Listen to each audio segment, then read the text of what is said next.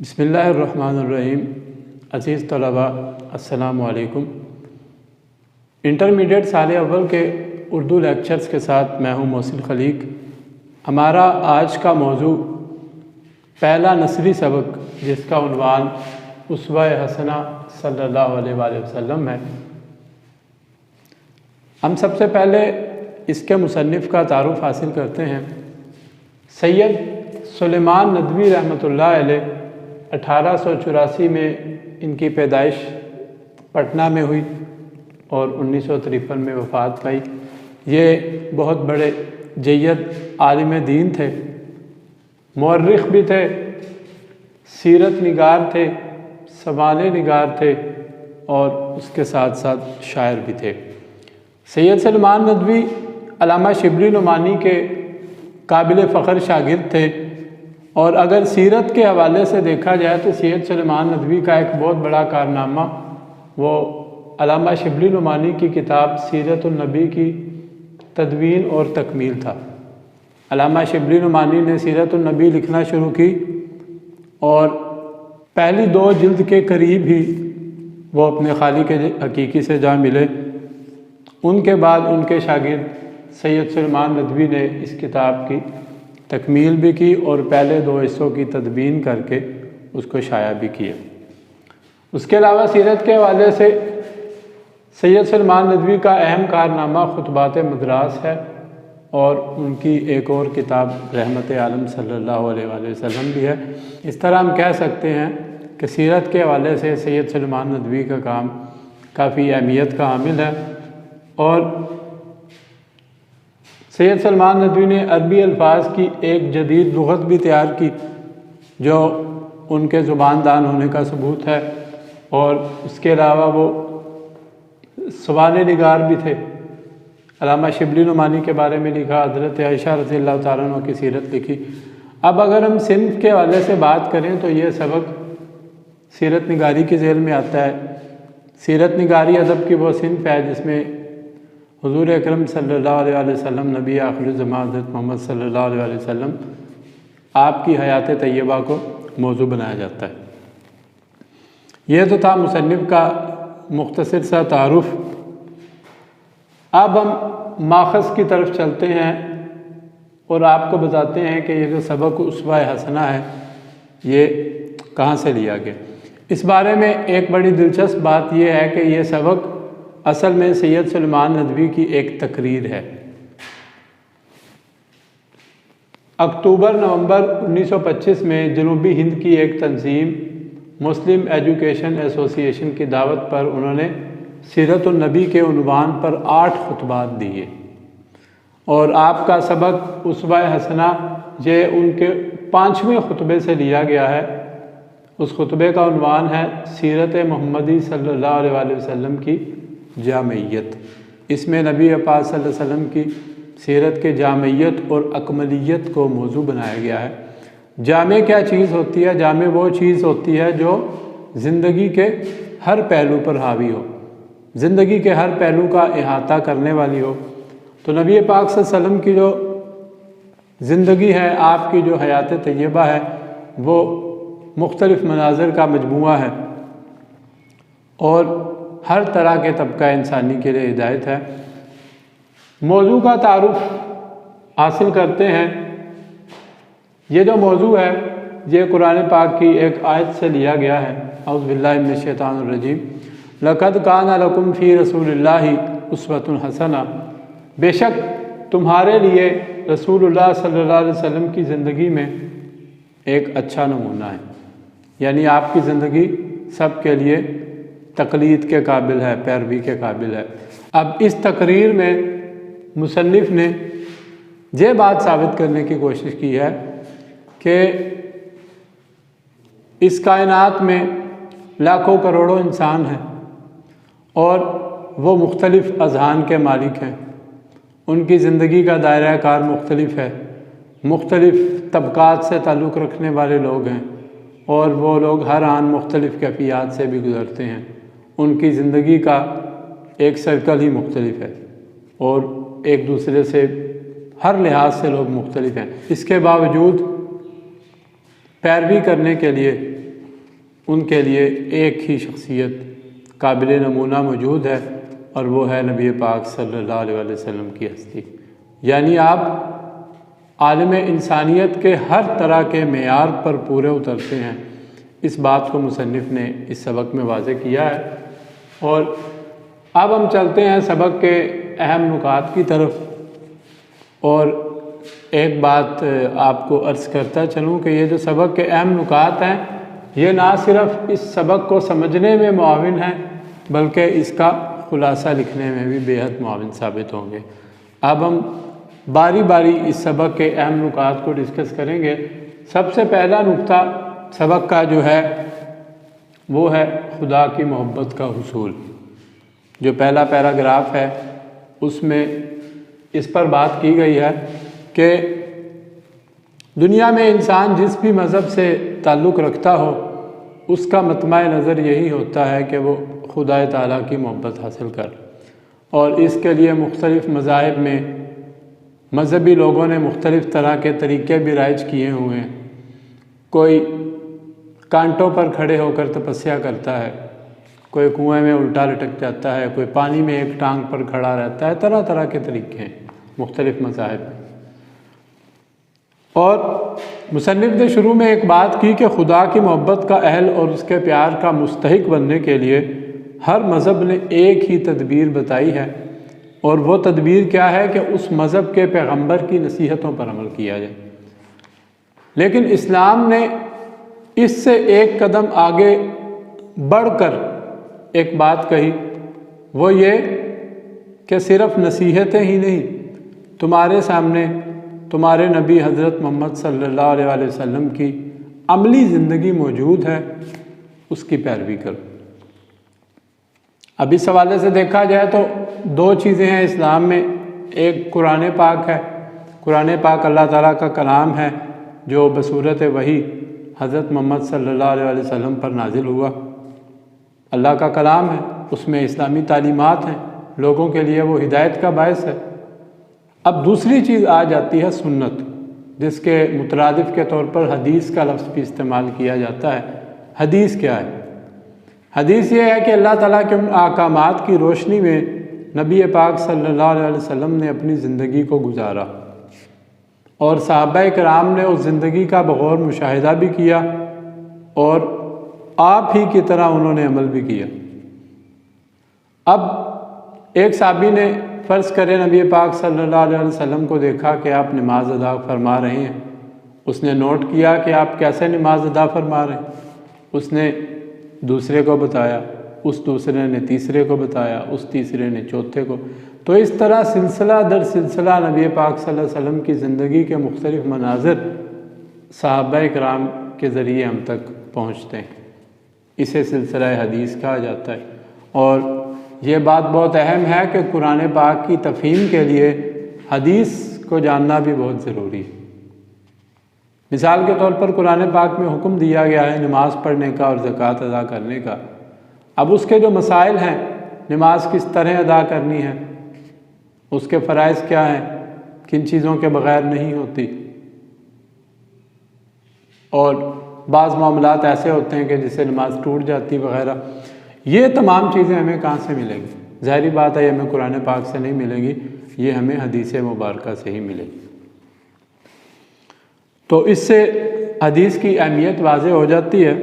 तो इसीलिए मुसन्निफ़ लिखते हैं कि सुन्नत जिसके लुग़वी मानी रास्ते के हैं, वो रास्ता है जिस पर पैगम्बर इस्लाम सल्लल्लाहु अलैहि वसल्लम खुदा के अहकामात पर अमल करते हुए गुज़रे, और जिस यानी आपका अमली नमूना जिसकी तस्वीर हमें हदीस की सूरत में मिलती हैं। तो ये एक मुसलमान के लिए बेहद ज़रूरी है। ये पहला नुक्ता था सबक का कि खुदा की मोहब्बत का उसूल करने के लिए क्या करना चाहिए? नबी पाक सल्लल्लाहु अलैहि वसल्लम के अमली मुजस्मे की पैरवी करनी चाहिए।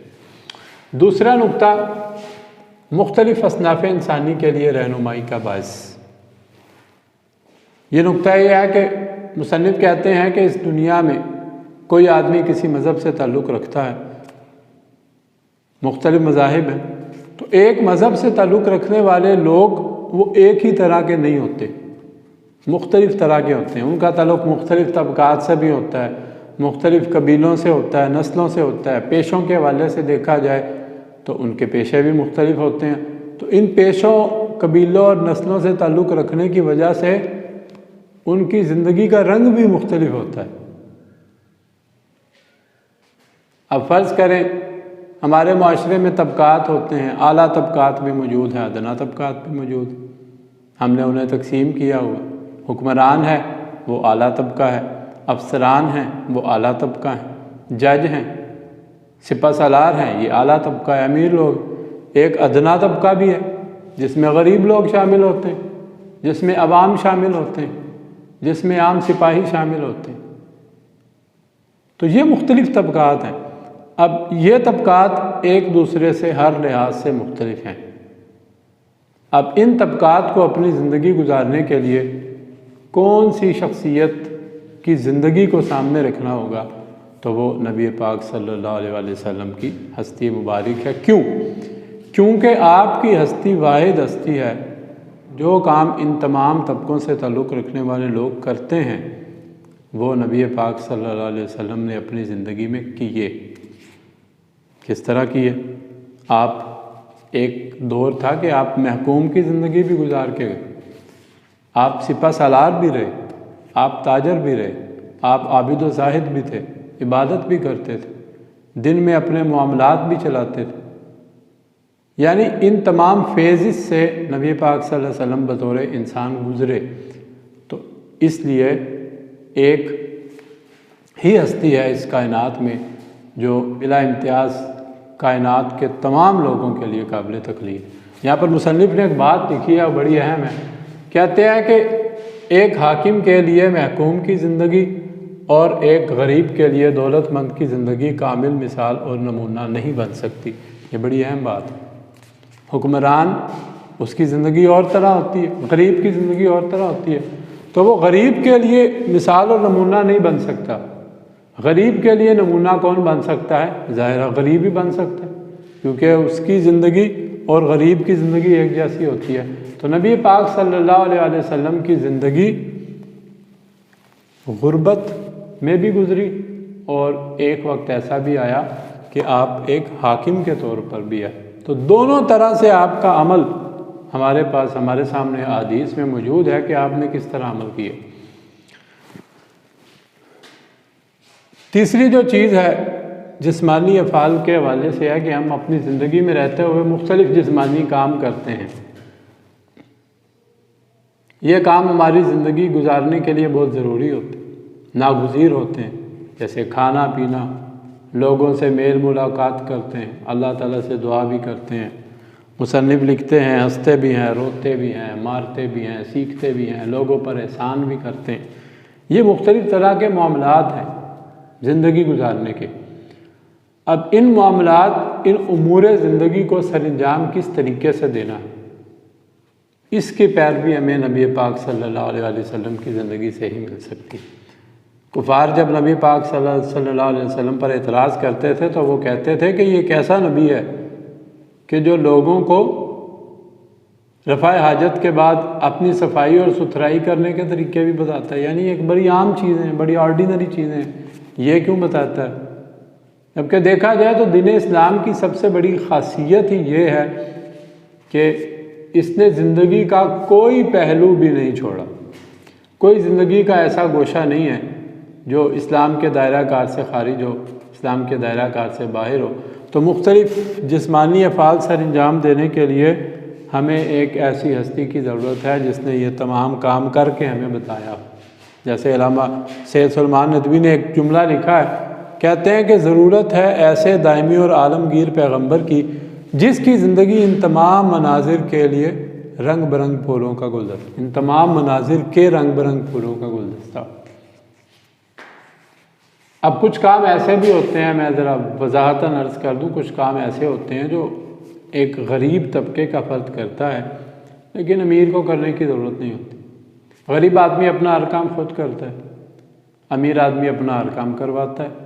तो जैसे ऊपर भी लिखा था कि गरीब के लिए दौलतमंद की ज़िंदगी कभी भी मिसाल और नमूना नहीं हो सकती। तो नबी पाक सल्लल्लाहु अलैहि वसल्लम ने अपनी ज़िंदगी में ये तमाम अफ़ाल सर अंजाम दिए अब मिसाल के तौर पर आप हंसने और रोने की बात ही कर रहे हैं कि इंसान पर ज़िंदगी में मुख्तलिफ़ जज्बात और एहसासात तारी होते हैं जिनके तहत वो हंसता भी है, रोता भी है। तो नबी पाक सल्लल्लाहु अलैहि वसल्लम भी अपनी ज़िंदगी मुबारक में, अपनी हयात तय्यबा में रोए भी, हंसे भी, मगर कैसे रोए? हदीस में मिलता है कि जब आपका बेटा, उनका विसाल हो रहा था तो आप बहुत गमज़दा थे और आपकी आंखों से आंसू बह रहे थे, लेकिन सिर्फ ये फरमा रहे थे कि हम तुम्हारे जाने पर बहुत गमज़दा हैं, लेकिन अल्लाह ताला की तरफ से आई हुई मुसीबत पर सब्र किया, ख़ुद को मारा पीटा नहीं। या जिस तरह हमारे यहाँ रिवाज एक होता है बैन करने का, तो उसके अलावा दूसरी चीज़ आप हंसने पर आ जाए कि नबी पाक सल्लल्लाहु अलैहि वसल्लम मिज़ाह भी फरमाते थे सहाबा किराम के साथ। तो ये तमाम मनाज़िर हमें नबी पाक सल्लल्लाहु अलैहि वसल्लम की ज़िंदगी में ही मिलते हैं, और कोई ऐसी हस्ती नहीं है जो जिसकी ज़िंदगी इन तमाम मनाज़िर के रंग बरंग फूलों का गुलदस्ता। तो ये था हमारा तीसरा नुक्ता। चौथे नुक्ते की तरफ चलते हैं, जज्बात, एहसासात और अमली ज़िंदगी। मुसन्निफ़ लिखते हैं कि वो अफ़ाल जिनका ताल्लुक़ दिलो दिमाग से है और जिनकी ताबीर हम आमाल कल्ब या जज्बात और एहसासात से करते हैं, वो अफ़ाल। अब ये अफ़ाल भी इंसान अपनी ज़िंदगी में, ये कैफ़ियत हैं जिनसे इंसान अपनी ज़िंदगी में दरपेश होता है। कभी इंसान नाराज़ है, कभी खुश है, कभी गमज़दा है, कभी मसाइब आ रहे हैं, कभी नेमतें आ रही हैं। शुक्री और नाशुक्री की कैफ़ियत इंसान पर वारिद होती हैं। अब इसमें इंसान को एतदाल चाहिए। जैसे मैंने पिछले पैराग्राफ में मिसाल के तौर पर रोने और हंसने का जिक्र किया, तो रोने में भी एतदाल हो और खुशी में, हंसने में भी एतदाल होना चाहिए। तो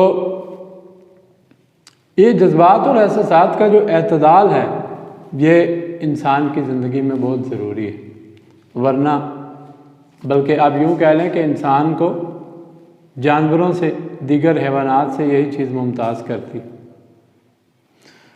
इसीलिए हमारे दीन में गुस्से के वक्त अपने आप पर काबू करने का हुक्म है। इस कदर गुस्सा भी ना किया जाए कि इंसान सब कुछ तहबाला करते। उसके अलावा ज़िंदगी में कुछ वैल्यूज़ होती हैं, कुछ खूबियाँ होती हैं, ख़ुसूसियात होती हैं। मुसन्निफ़ लिखते हैं जैसे अज़्म, इस्तक़लाल, शुजाअत, सब्र, शुक्र, कुर्बानी, कनात, इस्तग़ना, एसार, जूद, ये सब अखलाक़ी पहलू हैं। इन अखलाक़ी पहलुओं के लिए भी हमें एक अमली सीरत की हाजत है, जो सिर्फ़ और सिर्फ नबी पाक सल्लल्लाहु अलैहि वसल्लम की सवाले में हमें मिल सकती। अगला नुक्ता, हयात मोहम्मद सल्लल्लाहु अलैहि वसल्लम और हालत इंसानी के मुख्तलिफ़ मज़ाहिर। ये बहुत अहम है। इंसान अपनी ज़िंदगी में एक इंसान होने के नाते उसे अल्लाह ताला की तरफ से कुछ किरदार तफवीज़ किए जाते हैं। मिसाल के तौर पर बेटे का किरदार, भाई का किरदार, बाप का किरदार और शोहर का किरदार। बाज़ औक़ात उसको अल्लाह ताला दौलतमंद बना देते हैं, तो मुआशरे में उसकी हैसियत एक दौलतमंद के तौर पर, ख़ज़ीनादार के तौर पर हो जाए। बाज़ औक़ात उसे अल्लाह ताला की तरफ से कोई ज़िम्मेदारी मिल जाती है, जैसे उस्ताद की ज़िम्मेदारी मिल जाती है, या वो हाकिम बना दिया जाता है, या वो किसी फ़ौज का सिपा सालार बना दिया जाता है, या बाज़ औक़ात उसकी ज़िंदगी के कुछ ज़ाती मामलात होते हैं, वो ताजिर होता है, वो इबादत करने वाला होता है। ये तमाम चीज़ें, ये इंसान को अपनी ज़िंदगी में मुख्तलिफ़ किरदार मिलते हैं। अब नबी पाक सल्लल्लाहु अलैहि वसल्लम ने, मुसन्निफ़ ने इस पैराग्राफ में मुख्तलिफ़ मिसालें देकर बताया है कि किस किस कैफ़ियत में नबी पाक सल्लल्लाहु अलैहि वसल्लम ने क्या अमल किया। एक दो मिसालें मैं आपके सामने पेश करूँगा। दौलतमंद हो तो मक्के के ताजर और बहरीन के ख़ज़ीनादार की तक़लीद करो। अगर कोई शख्स दौलतमंद है तो उसे नबी पाक सल्लल्लाहु अलैहि वसल्लम की ज़िंदगी बतौर मक्के के ताजर और ख़ज़ीनादार, यानी एक दौलतमंद को अगर पैरवी चाहिए तो वो उसवा असना सल्लल्लाहु अलैहि वसल्लम के इस पहलू का मुताला करे अगर कोई गरीब है तो वो शाब अबी तालिब में मैसूर, और मदीने के मेहमान आप शाब अबी तालिब में मैसूर रहे।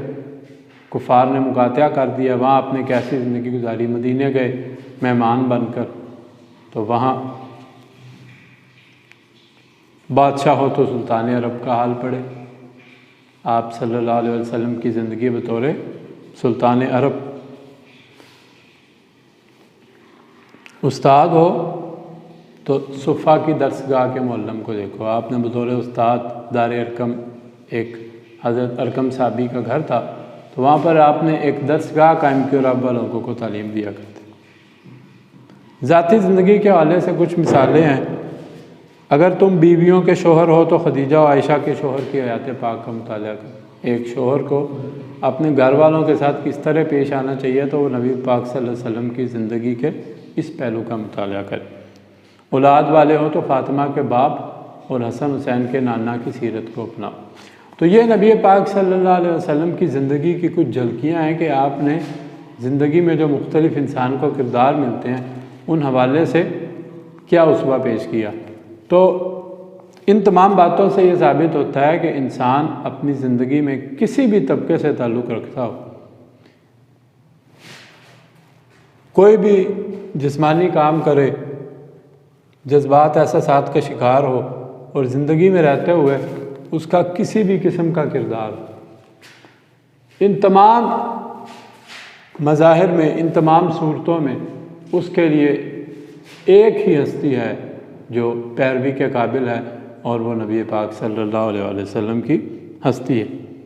अब मुसन्निफ़ की 2 लाइनें पढ़ता हूँ इस हवाले से। अब वो हासिल मुतालिया पेश कर रहे हैं, अपनी बात को इख्तिताम की तरफ ले जा रहे हैं। कहते हैं कि ऐसी कामिल जामे हस्ती जो अपनी ज़िंदगी में हर नौ और हर किस्म और हर गिरोह और हर सिनफ़ इंसानी के लिए हिदायत की मिसालें और नज़ीरें रखती हो, वही इस लायक है जो इस असनाफ़ व अनवा से भरी हुई दुनिया की आलमगीर और दायमी रहनुमाई का सरंजाम थे। ऐसी हस्ती जो हर तबका इंसानी के लिए मिसाल रखती है। और आगे एक बहुत अहम बात की गई है, एक अहम नुक्ता है फैज़ान हक़ के हवाले से। हक़ का फैज़ान, फैज़ याब होना, फैज़ान फैज़ याब होना, हक़ से मुस्तफ़ीद होना। मुसन्निफ़ ने नबी पाक सल्लल्लाहु अलैहि वसल्लम की ज़ात को एक आफ़ताब आलम ताब के साथ तशबीह दी। दिखता है कि मोहम्मद रसूलुल्लाह सल्लल्लाहु अलैहि वसल्लम का वजूद मुबारक एक आफ़ताब आलम ताब था। ये आपकी जो ज़ात का फैज़ान था हिदायत के हवाले से, अल्लाह ताला ने आपको मंबा हिदायत और मरकज़ रुश्द व हिदायत बनाया। तो मुसन्निफ़ कहते हैं कि आपकी हैसियत एक आफ़ताब की सी है। जिस तरह सूरज जब तुलू होता है तो उसकी किरणें कायनात के हर कोने को मुनव्वर करती, हर जगह पर उसकी रोशनी पहुंचती है, और जहां नहीं पहुंचती, जैसे मिसाल के तौर पर एक कमरा है, उस पर छत है, इर्द गिर्द दीवारें हैं, अब वहाँ अगर सूरज की रोशनी नहीं पहुँचती तो यह सूरज की रोशनी का कसूर नहीं। दूसरी मिसाल मुसन्नफ़ ने दी अब्र बारां की। जब बारिश बरसती है तो जहाँ जहाँ वो बरसती है वहाँ हर चीज़ सैराब होती। इसी तरह नबी पाक सल्लल्लाहु अलैहि वसल्लम की जो हस्ती थी, आपसे हिदायत की शुआएं, हिदायत का नूर आपसे निकला और उससे सब लोग मुस्तफ़ीद हुए। जो नहीं हुए वो कौन लोग थे? ये वही लोग थे जिनके अंदर हिदायत को कबूल करने की काबिलियत और इस्तेदाद नहीं थी। मैं मिसाल के तौर पर क्या बताता हूँ कि जैसे अबू जहल था, नबी पाक सल्लल्लाहु अलैहि वसल्लम के पड़ोस में आपके पास रहता था, आपके करीब रहता था, मिलना था, जानते थे, शुरू से जानता था, लेकिन क्या हुआ? हिदायत नहीं पा सका, क्योंकि हिदायत उसी को मिलती है जो हिदायत का तालिब होता है। हज़रत सलमान फ़ारसी फ़ारिस से उठे और आकर हिदायत पा गए। यानी हिदायत, अगर कोई हिदायत हासिल नहीं कर सकता तो इसमें हिदायत देने वाले का कसूर नहीं, बल्कि उस शख्स की अपनी कैपेसिटी पर मुनहसर है, उसकी अपनी काबिलियत पर, उसके अंदर हिदायत को पाने की कितनी तड़प है, ये चीज़ बहुत मानी रखती है। इसीलिए अबू जहल, अबू लहब ऐसे लोग जो नबी पाक सल्लल्लाहु अलैहि वसल्लम के करीबी रिश्तेदार भी थे, आपको जानने वाले भी थे, वो हिदायत नहीं पा सके, जबकि हज़रत सलमान फ़ारसी और हज़रत बिलाल जैसे ग़ुलाम, हज़रत खुबैब और भी काफ़ी लोग हैं जो बहुत दूर दूर से आपके बारे में सुनकर आए और उन्होंने इस्लाम कबूल किए। अब इसी फैज़ान हक़ को आगे लेकर मुसन्निफ़ कहते हैं, जुमले ज़रा मुलाहिज़ा करें। बादशाह हो या गदा, अमीर हो या गरीब, हाकिम हो या महकूम, काजी हो या गवाह, मुख्तलिफ तबकात फिर गिनवाए, कारोबारी हो या शहीद हो, तौहीद का नूर, अखलास की रोह, कुर्बानी का बलबला, खल्क की हिदायत और रहनुमाई का जज्बा, और बिल आखिर हर काम में खुदा की रज़ा तलबी का जोश हर एक के अंदर काम कर रहा था। ये बातें गिनवाई हैं, जो खसूसियात गिनवाई हैं, ये नबी पाक सल्लल्लाहु अलैहि वसल्लम के फैज़ान हक़ के असरात थे जो लोगों पर मुरतब हुए। इस हवाले से बहुत तवील गुफ्तगू हो सकती है कि लोगों की शख्सियतों पर नबी पाक सल्लल्लाहु अलैहि वसल्लम की तालीमात ने और आपकी ज़िंदगी ने क्या असर डाला। मुख्तसरन ये अर्ज़ है कि ये लोग वो थे जो तहज़ीब और तमद्दुन से नाआशना थे, कुर्बानी और बलबले और दूसरों के लिए एसार और अखलास, इन चीज़ों से नाआशना थे। लेकिन नबी पाक सल्लल्लाहु अलैहि वसल्लम ने अपनी अमली ज़िंदगी के ज़रिए, ये एक बात याद रखने वाली है कि सिर्फ़ नसीहतों से, सिर्फ़ बातों से कोई भी मुतासिर नहीं होता। कुफ़ार की नबी पाक सल्लल्लाहु अलैहि वसल्लम से मुतासिर होने की बड़ी वजह यह थी कि आपकी ज़िंदगी का अमली पहलू, आपने जो कहा वो करके दिखाए।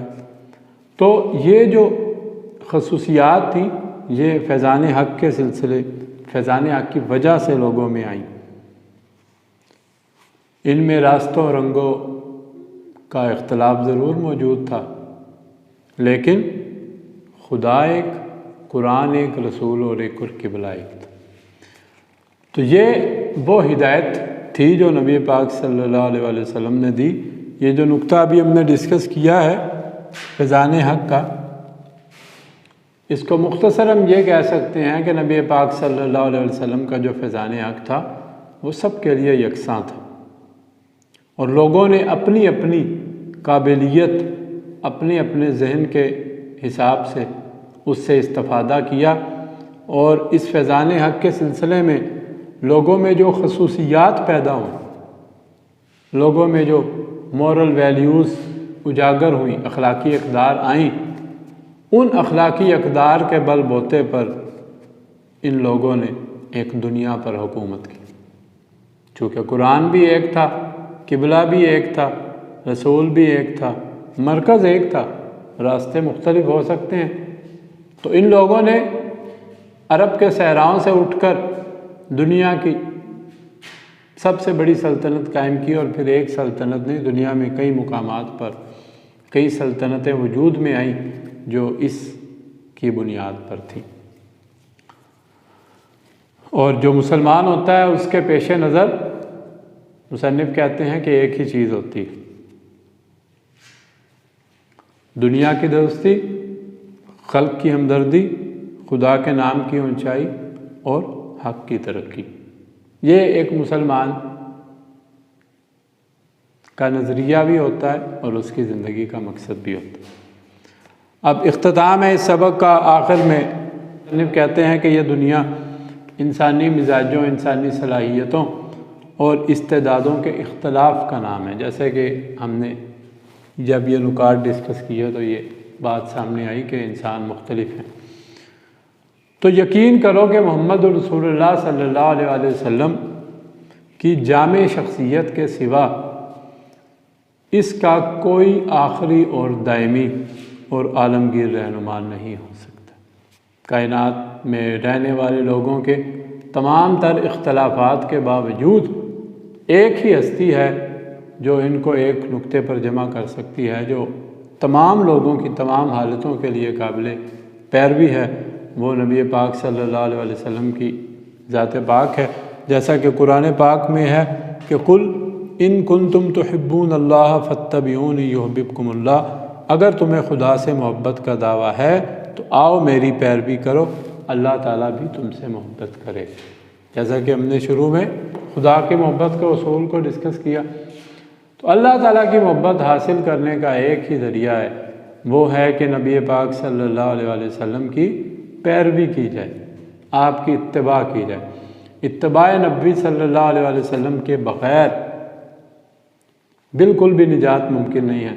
और इस सिलसिले में एक और पहलू वो ये है कि जब अल्लाह ताला ने कहा कि नबी पाक सल्लल्लाहु अलैहि वसल्लम की ही पैरवी करनी है,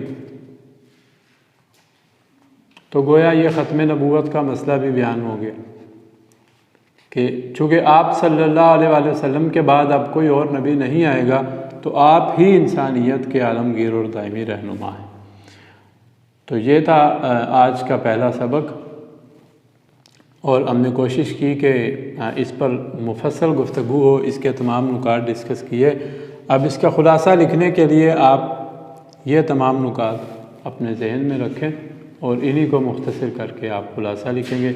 इसके साथ ही आज का ये लेक्चर अपने इख्तिताम को पहुँचता है। अस्सलामु अलैकुम, अपना ख्याल रखिए।